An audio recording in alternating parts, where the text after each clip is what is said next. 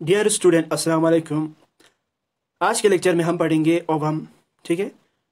और इसके स्ट्रक्चर के बारे में हम पढ़ेंगे। देखो, डेफिनेशन। ओवम क्या होता है?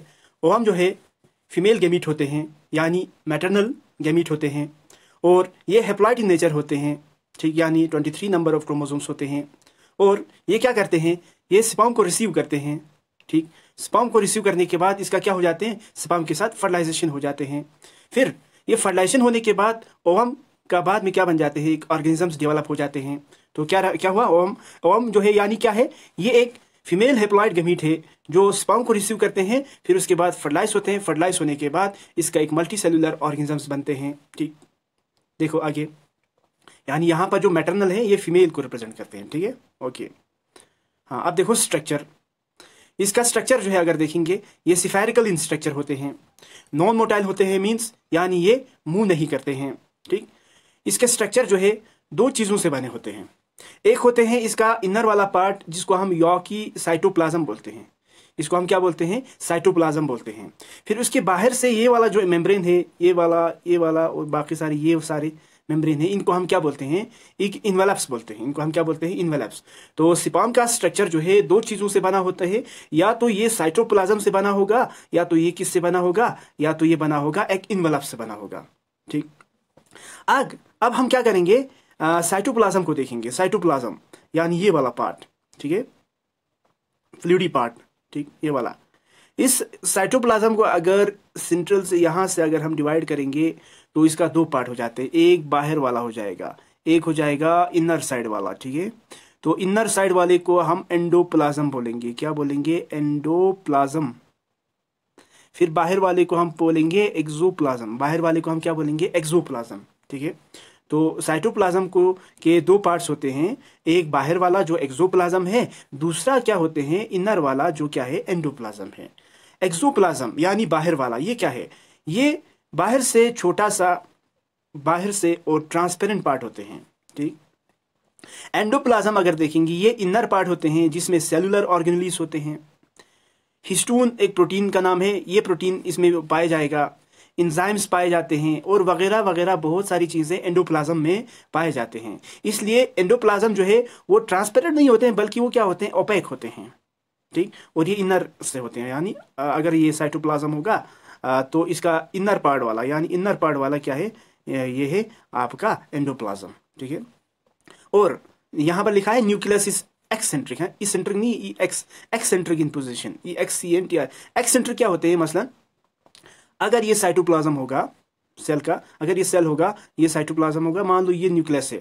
अगर न्यूक्लियस का पोजीशन सेंट्रल पर होगा, बिल्कुल बीच में होगा, तो उसको हम बोलते हैं सेंट्रिक इन पोजीशन, यानी सेंट्रल पोजीशन है। लेकिन यहाँ पर क्या है? न्यूक्लियस जो है एक्सेंट्रिक है, मींस यानी वो सेंटर पर नहीं है, बल्कि वो सेंटर से थोड़ा साइड में है, ठीक है। न्यूक्लियस जो है सेंटर से हटकर थोड़ा साइड में है। ये सेंट्रिक पोजीशन नहीं है, बल्कि एक्सेंट्रिक इन पोजीशन है, ठीक है। तो इस टर्म को समझना शाबाश। न्यूक्लियस जो है क्या है? ओवम में एक्सेंट्रिक इन पोजीशन है। दैट इज वाई इसके बेस पर भी ये पोलैरिटी शो करते हैं, ठीक। अब देखो, ह्यूमन ओवम जो है, इसका हमने पहले भी बोला था, ये दो पार्ट से बने होते हैं। एक होते हैं साइटोप्लाज्म, दूसरा बना होते हैं एक इन्वेलप, ठीक है। साइटोप्लाज्म यानी इनर पार्ट वाला, ठीक है। इन्वेलप क्या हो गया? यानी आउटर पार्ट वाला, ठीक है। हाँ, अब देखो, human ovum is surrounded by, human ovum को घेरा हुआ है किससे? तीन तरह के मेम्ब्रेन से। एक को हम बोलते हैं वेटेलाइन मेम्ब्रेन, दूसरे को हम क्या बोलते हैं? जोना पेलुसिडा, थर्ड को हम क्या बोलते हैं? Corona radiata. देखते हैं ये क्या होते हैं।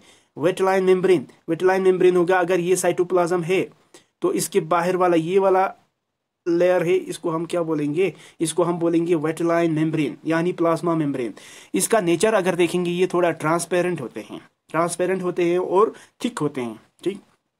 उसके अलावा अगर हम इसके ये वाला मेम्ब्रेन देखेंगे, इसको, ठीक है, इसको हम बोलते हैं जोना पेलुसिडा। इसको हम क्या बोलते हैं? जोना पेलुसिडा, ठीक। और in between the zona pellucida and plasma membrane या वेटेलाइन मेम्ब्रेन, यहाँ पर आपको एक स्पेस मिलेगा। उस स्पेस को हम क्या बोलेंगे? पेरीवेटेलाइन स्पेस। इस स्पेस को हम क्या बोलेंगे? पेरीवेटेलाइन स्पेस, ठीक।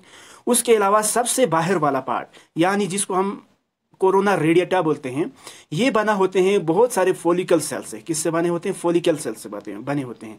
और ये फोलिकल सेल जो है वो क्या करते हैं? इसको इस तरह से, यानी रेस लाइक स्ट्रक्चर बनाते हैं, इस तरह से इमर्जेड स्ट्रक्चर बनाते हैं, ठीक है।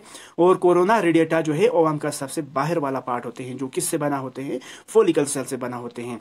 ओवम को अगर देखेंगे तो इसके दो पार्ट होते हैं, एक है साइटोप्लाज्म, दूसरा है सेल इन्वलप। साइटोप्लाज्म में भी अगर हमने पढ़ा कि एक एक्सोप्लाज्म होते हैं, एक होते हैं एंडोप्लाज्म, ठीक है। एक एक्सोप्लाज्म, एक होते हैं एंडोप्लाज्म। एक्सोप्लाज्म हो गया यानी बाहर वाला पार्ट, एंडोप्लाज्म यानी साइटोप्लाज्म के इनसाइड वाला पार्ट। इनसाइड वाला पार्ट थोड़ा सा डेंस होते हैं, ठीक। न्यूक्लियस को अगर देखेंगे, न्यूक्लियस जो है वो थोड़ा सेंट्रल से हट कर है, ठीक है, यानी सेंट्रल से थोड़ा इसेंट्रिक इन पोजीशन होते हैं। उसके अलावा अगर मेम्ब्रेन देखेंगे यानी सेल इन्वलप देखेंगे तो इसके 3 सेल इन्वलप है, एक है वेटलाइन मेम्ब्रेन, एक है जोना पेलुसिडा, एक क्या है कोरोना रेडिएटा, ठीक। और कोरोना रेडिएटा जो है फॉलिकल सेल से बने होते हैं, और in between the vitelline membrane और zona pellucida there is a space which is known as perivitelline space, ठीक। तो इसको बिल्कुल याद रखना शाबाश। ये है आपका स्ट्रक्चर ऑफ ओवम, ठीक है। Thank you so much for listening, thank you so much.